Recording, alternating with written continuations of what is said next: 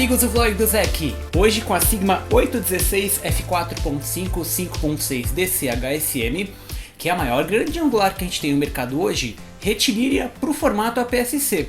Pois é, essa daqui que é a irmã gêmea lá da Sigma 12 24mm que a gente tem para o full frame, mas atendendo aqui os sensores menores com o mesmo 122 graus de visão total, que são aí muito mais dramáticos para a gente trabalhar com linhas da composição, seja em arquitetura ou em landscapes. E essa daqui que não é uma fisheye, né? Não é como aquela Sigma, aquela Samyang que a gente viu que tem a distorção estereográfica redonda.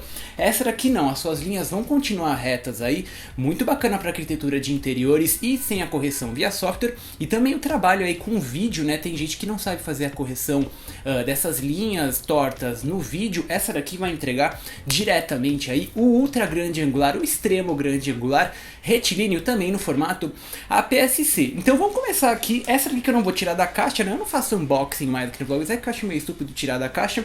Mas a primeira coisa que você percebe é que essa daqui é uma irmã gêmea da 1224, né? Eu tô com ela aqui montada na 6D. Vocês conseguem ver que os dois equipamentos aqui têm a mesma cara, que é o que eu chamo de design híbrido aí da Sigma, porque elas não são nem Global Vision, né? Elas foram lançadas antes de 2012 e elas também não são aquela arte antiga que a gente tinha nos equipamentos da década de 90 aí da Sigma. Então o design é muito mais sóbrio do que a gente está esperando, a construção é muito mais bacana, não tem nada daqueles anéis dourados na frente, e também, né, essa 816 tem até duas gerações aí, se você pegar para ver no mercado, uma com uma textura meio de areia que acaba riscando, e essa daqui que é a versão atual que eles estão vendendo, que é um acabamento cinza, ele parece ser emborrachado, né, ele não risca, que parece a Sigma Art, mas ainda não é a Sigma Art, mas é semelhante aí a 1224, quem tem as duas lentes vai sentir em casa. E a outra coisa é que é uma lente, aí vocês conseguem ver que ela é extremamente grande, né, para o APS-C. Em 555 gramas, de quase 11 centímetros aqui por 9, ela não é mais aí o seu kit standard que a gente tem, por exemplo, de Canon e Nikon, que ela também é praticamente feita aqui toda de metal e plástico.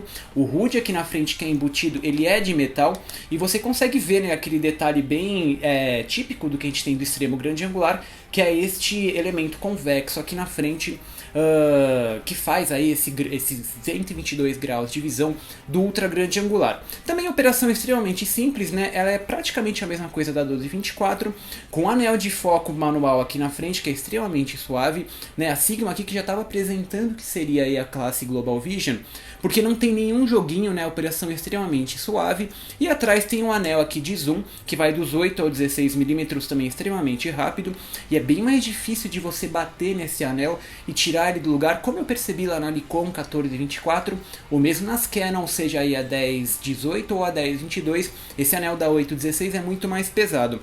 E você vê que é tudo do lado de dentro, né, na expande aqui, super bem construída. Do lado de dentro tem também 15 elementos em 12 grupos, vidro pra caramba aqui da Sigma. Tanto os elementos FLD deles, que são uma fórmula aí artificial para simular a mesma coisa que a gente teria no Fluorite.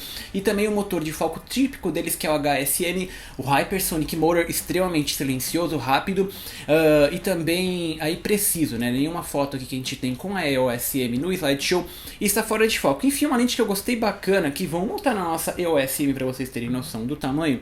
A EOS M aqui, que é a EOS APS-C oficial do vlog do Zé.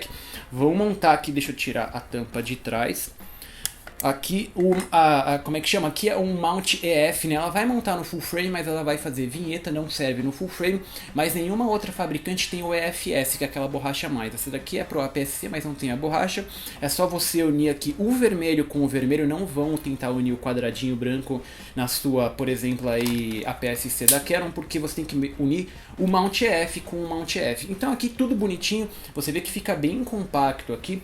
Um detalhe, né? Ela tem aqui na frente um acessório idêntico ao que a gente tem na 1224, que é esse anel, que ele sai tanto a tampa aqui da frente, né, você vê que sai a tampa, e fica um thread aqui de filtros de 72mm, este thread que é estranho porque ele causa vinheta, né, em 8mm ele causa vinheta, então eu não sei para que eles colocaram aí o thread. Lógico, lá nos 16 a vinheta some, mas também para que a gente vai usar o thread de 72mm com 16mm atrás, sendo que aí vai perder o apelo do ultra grande angular. E essa peça aqui é uma peça de metal, ó, ela sai e você consegue revelar aí então os 8mm do grande angular e vocês conseguem ver que ela é irmã gêmea aqui da 12-24 da Sigma, que eram, né, as lentes mais grande angular que a gente tem aí no mercado, com 122 graus de visão, até a Canon agora apresentar para o full frame aqui a 11-24 f4L USM, que é outra classe de equipamento, mas aqui no APS-C você não consegue ir mais grande angular retilíneo do que isso, do que a 816 f4.5 5.6 DC aí, HSM, que a Sigma, que parece ser a única fabricante que dá atenção para o formato APS-C, com objetivos que não somente têm um preço menor que as fabricantes tradicionais Canon e Nikon, mas projetos óticos mais ousados e úteis, seja pela distância focal como esta 816, a maior grande angular retilínea que a gente tem para o formato hoje, ou pela abertura exclusiva como a 1835 f1.8, que estão numa classe diferente dos equipamentos de entrada DX e EFS, com construção bacana, design fácil de usar e resultados óticos que ninguém mais atende. E a 816, que foi feita para fotógrafos de arquitetura e paisagens dramáticas que saibam brincar com as linhas do quadro com composições dinâmicas, indo mais além que os 10mm que estamos acostumados no mercado e sem a distorção estereográfica que já vimos no fisheye, para fotos mais impactantes de elementos estáticos que diferenciam o trabalho sozinhas e uma exclusividade no kit, já que poucos têm o ultra grande angular, neste caso extremo, e poucos formatos chegam nessa amplitude. A 816mm é única com as fotos que faz. Começando em f4.5 e 5.6, o centro do quadro é realmente exemplar para uma objetiva zoom, como outro exemplo de design moderno e fabricação de ponta, que simplesmente compete com as primes dos 8mm que ninguém faz até os 16mm.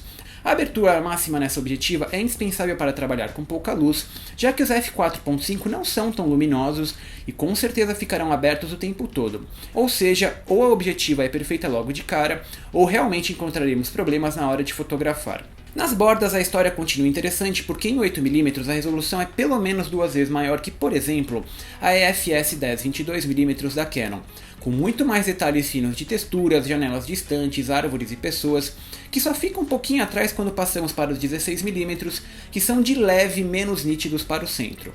Neste caso, o ideal é fechar a abertura até f8 para arquivos semelhantes ao formato full frame e objetivas maiores, para arquivos dignos de impressão gigante, contraste perfeito e muitos detalhes, dando vida nova ao formato APS-C. Muita gente vê o sensor menor como deficiente, sem se lembrar que na verdade os fabricantes não investem tanto em vidros especiais. Este não é o caso da Sigma e os resultados impressionam. Destaques vão para o controle de distorção geométrica típica do grande angular, que só é visível mesmo em composições idiotas de paredes alinhadas com o quadro, que não acontece todos os dias e podem ser corrigidas via software. Não é realmente um problema. E o CA lateral, que é extremamente bem controlado, com menos contornos coloridos em zonas de contrastes que, por exemplo, a grande abertura f1.8 da 1835. Muitos de vocês veem o f4.5 como um problema, mas é neste caso que ele funciona. Não temos grandes problemas de CA lateral e, de novo, se tivéssemos, é fácil de corrigir via software. Mas as cores saem um pouquinho boring da câmera e eu recomendo ou pós-processar bastante o arquivo com ajustes de saturação e vibrance, ou simplesmente converter tudo para o preto e branco, a fim também de facilitar a composição do extremo grande angular. No geral, eu achei a Sigma 816 f4.5 5.6 DCHSM uma ótima objetiva ultra grande angular aí pro formato APS-C, né? Essa daqui que deve ser aí, eu acho que já a terceira ou quarta lente que a gente vê pro formato APS-C que vai pegar essa amplitude bem grande. Só que por $699 eu questiono se a gente não tem aí algumas outras opções nos 10mm que justifiquem mais do que esses 8mm que a gente tem na Sigma. Os 2mm de diferença vão aparecer nas suas fotos dependendo do formato, né? Por exemplo, você pega a Canon, que o crop deles tem o fator de 1.6, que já está lá em 13mm, então não é a mesma coisa que eu, por exemplo, que tenho a 6D com a 12.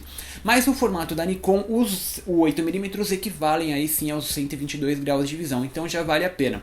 Mas, por exemplo, quando você coloca na Canon uma EFS 1018 f4.5 5.6 com estabilizador e motor STM por apenas $300, eu acho aí que a gente tem várias opções no lugar dessa Sigma. Lógico que você vai estar pegando a construção que é muito melhor do que a Canon de plástico, e você vai ter esses 8mm a mais. Mas pelo preço vocês têm que justificar aí se vale a pena colocar esses 2mm das 816 aqui no vlog do Zec, que é uma lente que eu me diverti de testar, né? Eu sempre quis usar aí com a minha Blackmagic. Essa daqui, a Blackmagic que eu sempre uso, a 1022, que ela não tem o controle de abertura, só que ela aceita filtros na frente. Essa daqui tem o controle de abertura, só que não aceita filtros.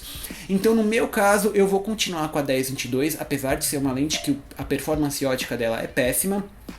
E para fotografia eu já tenho aqui a 12-24, que continua sendo muito mais ampla em 12mm do que a equivalência aqui do 8mm, que vai dar 13mm. Vocês conseguem ver que elas são as irmãs gêmeas aqui do grande angular ultra aí da Sigma, né? Se a gente começar a falar de preço, a Canon não tem nada, né? Eles têm agora a 11-24, que entrega aí quase $3.000 de equipamento, mas no meu caso eu não vou ficar com a 8-16, porque eu prefiro ficar com a 10-22 e a rosca de filtros que a gente tem na frente com a Blackmagic Cinema Camera. Esse aqui é o vlog do Zé, vamos dar os abraços e os beijos, que vai lá pro pessoal do Patreon, né? O pessoal do Patreon aí que simplesmente o vídeo aqui sai por causa de vocês. Essa aqui é uma das objetivas que, por exemplo, foi comprada com o dinheiro investido em vocês lá no Patreon, né? Então eu agradeço demais o apoio de vocês. O vlog não estaria sendo gravado se não fosse por causa de vocês. E os top Patreons que a gente tem aqui, um pessoal que já me deu uma fortuna lá naquele site, eu agradeço demais, que é o Diego Xavier, o Felipe,